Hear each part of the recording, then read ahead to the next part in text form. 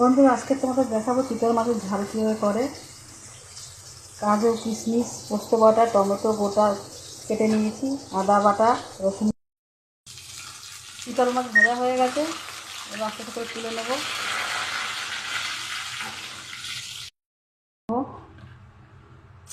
কুচি,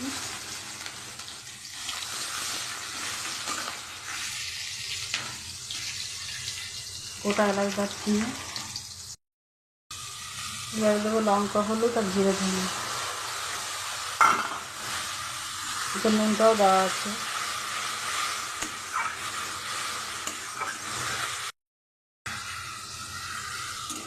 মশলা কষানো হয়ে গেছে, এবার কাজু, কিশমিশ আর পোস্ত বাটা।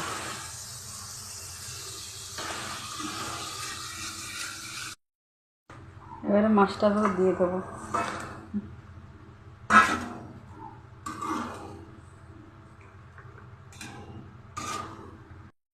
হলো চিতল মাছের ঝাল।